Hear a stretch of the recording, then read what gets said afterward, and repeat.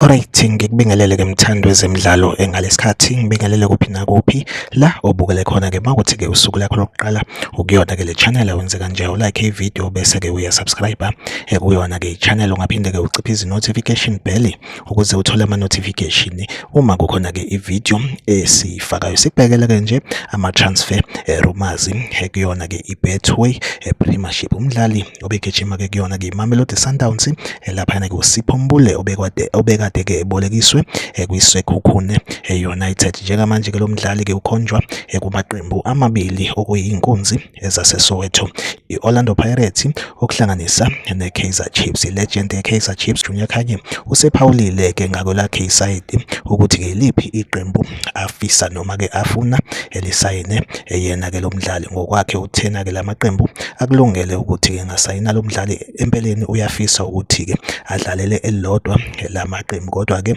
ube eseveza-ke nje umehluko kuwona-ke lamaqembu. Wathi kwi-Orlando Pirates if uSipho Mbule ejoyina i-Orlando Pirates uzofika kahle kakhulu abadlali-ke abasezingeni abafana noRelebohile Mofokeng, oPatrick Maswanganyi, Mohawu Nkota njalo njalo. Wasithi-ke laphana-ke kuwona-ke amakhosi Kaizer Chiefs mayisayina uSipho Mbule kuyomele-ke futhi-ke ede mhlampe abadlali-ke abawu-7 abazokwazi ukuthi-ke akwazi ukufitha kubona angene athi gaxa. Ukubeke kwacaca ukuthi ku-Kaizer Chiefs abekho abadlali ababona bengakwazi ukuthi ba-understand ibhola lakhe uSipho Mbule. Impela-ke kusho-ke laphana-ke i-legend yayo-ke i-Kaizer Chiefs uJunior Khanye. Ngifisa ukwazi ukuthi kuthini uphawulo kwakho ngalolu daba.